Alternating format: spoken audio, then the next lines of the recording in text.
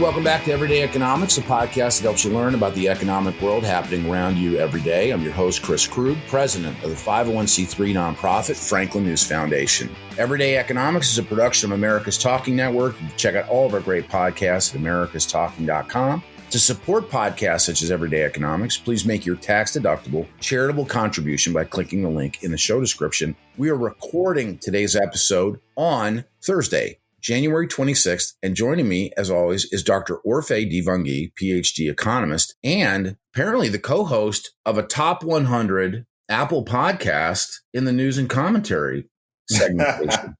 Look at you go. How'd you do that? Man, I got a great team. Well, congratulations. I think it's terrific. In the news today, the GDP report for Q4 came out, and it rose 2.9%. There are still concerns that a recession is waiting for us. And as you just cautioned me moments ago, watch what you wish for. I'm not wishing for it. I mean, I'm concerned about it.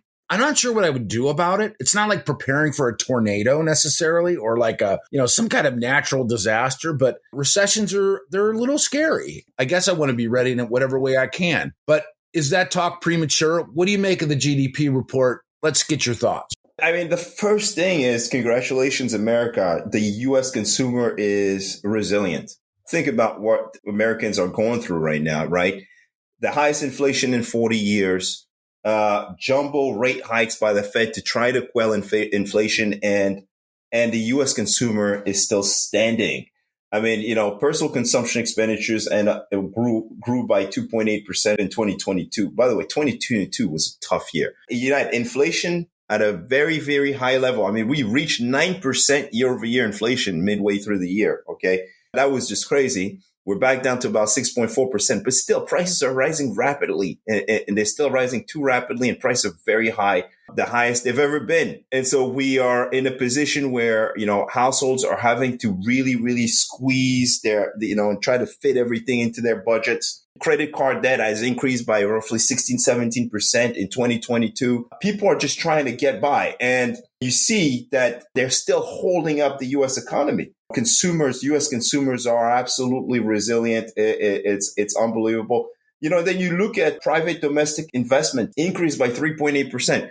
But by the way, all of those are down compared to 2021, right? So, and that's normal because we had inflation, interest rates hikes, and a bunch of stuff going on abroad as well, right? With the war in Ukraine. I mean, it's been a challenging year, but at the end of it, I mean, real GDP grew by 2.1% in 2022, slightly above its long run average growth rate.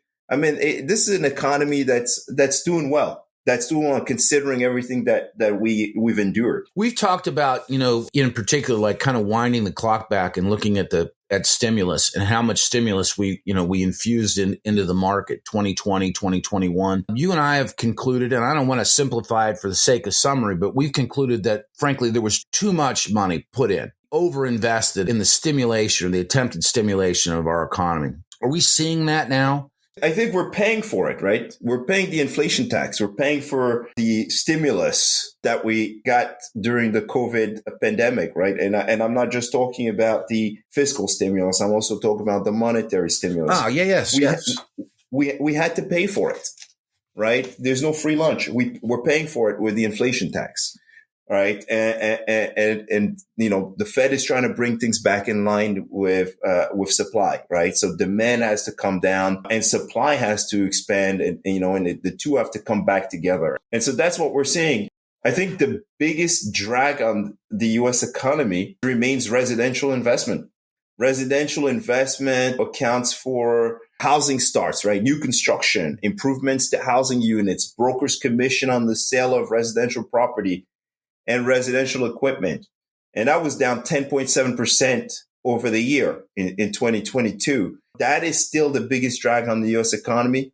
Now, of course, the kind of the scary part in this whole report is that residential fixed investment tends to predict declines or contraction in the U.S. economy. So that's the scary part. The leading indicators are showing that the U.S. economy is weakening rapidly and could continue to weaken well into 2023. We've talked on the podcast about the Conference Board Leading Economic Index. We talked about the flash PMI reports. We're seeing all these leading indicators, a signal that we could be headed into a contraction in 2023. We've talked about the inverted yield curve, another signal that the U.S. economy could be contracting rapidly. And so all of these signals are pointing to a contracting economy in 2023 and potentially a recession. So that's the fear right now. We've done well. We survived.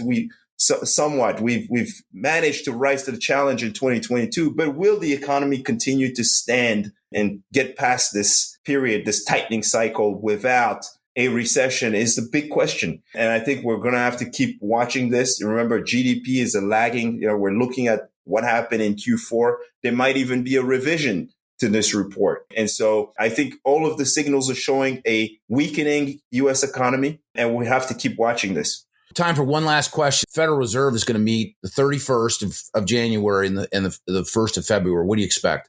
I expect a small rate hike. I think the Fed will continue to raise interest rates until it gets to what it believes should be the terminal rate. I think it's going to be around 5 or 5.25%. But yeah, I think they are paying attention to everything else.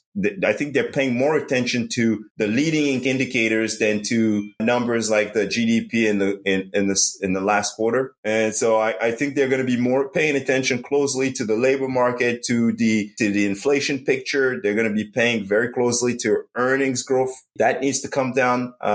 And of course, that's only going to come down if we get an increase in labor supply or big decrease in labor demand. A lot of people think the unemployment rate has to go up in order for wage growth to slow. That could be right, but it could come from a decrease in hiring, right? We see the duration of unemployment has already somewhat increased. It takes longer for people who have been laid off recently to find a new job. And so wage growth is going to have to come down somewhat. Prices will have to come down substantially for the Fed to really, really stop, hit the brakes on their tightening cycle. For Orphe Divounguy, this has been Chris Krug. Subscribe to Everyday Economics and dozens of other quality podcasts at americastalking.com.